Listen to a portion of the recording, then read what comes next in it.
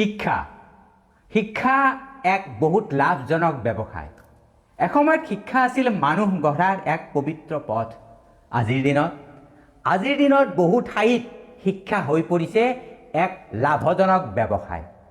এজন দুখীয়া পিতৃয়ে নিজ সন্তানৰ স্কুলৰ ফিজ দিব নোৱাৰি নিশা টোপনি যাব নোৱাৰে।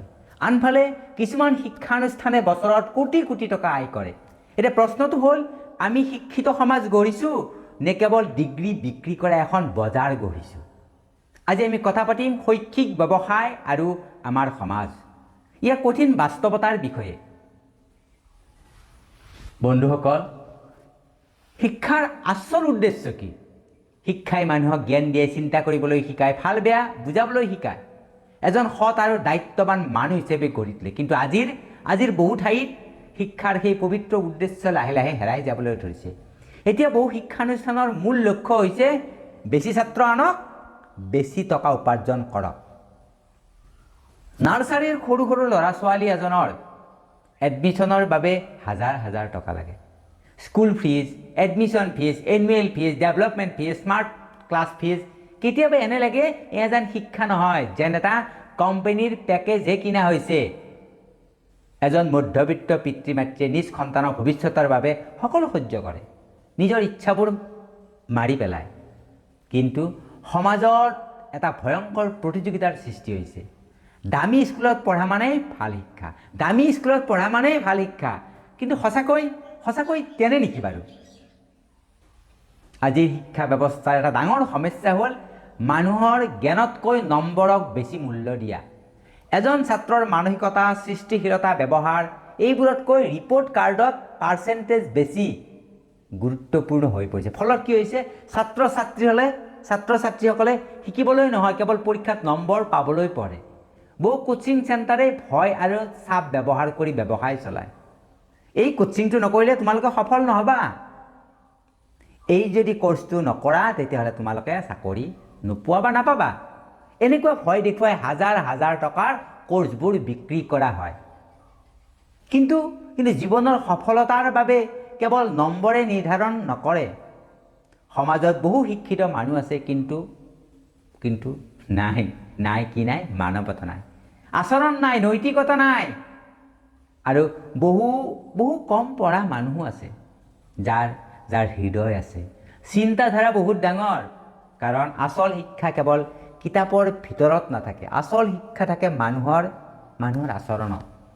এজন দুখীয়া পিতৃয়ে যেতিয়া নিজৰ সন্তান স্কুলত ভৰ্তি কৰাবলৈ যায়, তেতিয়া বহু সময়ত শিক্ষা তেওঁৰ বাবে সপোন নহয়, এটা ভয় হৈ পৰে। কাৰণ শিক্ষাৰ খৰচ দিনে দিনে বৃদ্ধি পাইছে। অনেক পিতৃ মাতৃয়ে সন্তানক পঢ়ুৱাবলৈ ঋণ লয়। মাতৃয়ে নিজৰ গহনা বিক্ৰী কৰে কেৱল সন্তানটোক ভাল শিক্ষা দিয়াৰ আশাত। কিন্তু সকলোৰে বাবে সমান সুযোগ আহেনে, বা সকলোৰে বাবে সমান সুযোগ আছেনে? চহৰৰ এজন ধনী ছাত্ৰ, গাঁৱৰ এজন দুখীয়া ছাত্ৰ, দুয়োজনৰ সুবিধা একে নেকি? নহয়।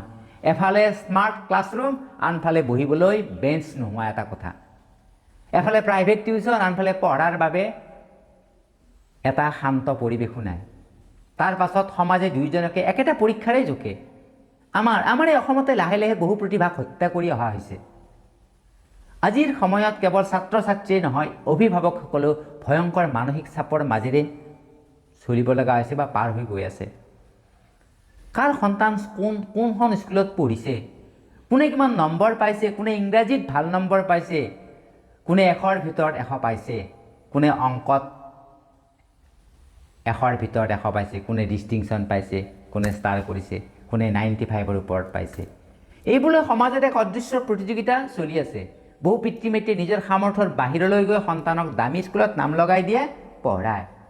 কাৰণ তেওঁলোকে ভয় পায়, সমাজে বা কি ক'ব। যদি মই ল'ৰাটোক এনেকুৱা স্কুলৰ পৰাই এখন প্ৰাইভেট স্কুলত নপঢ়াই যদি মই এখন গভৰ্ণমেণ্ট স্কুলত, সৰু স্কুলত পঢ়াওঁ, তেতিয়া সমাজে কি ক'ব? কিন্তু কেতিয়াবা আমি এটা কথা পাহৰি যাওঁ, সন্তানৰ সফলতাৰ বাবে কেৱল দামী স্কুল যথেষ্ট নহয়।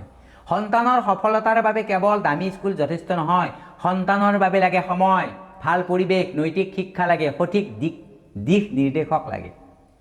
যেতিয়া শিক্ষা সম্পূৰ্ণ ব্যৱসায় হৈ পৰে তেতিয়া সমাজত ভয়ংকৰ প্ৰভাৱ পৰে। কাৰণ তেতিয়া জ্ঞানতকৈ টকাৰ মূল্য বেছি হয়।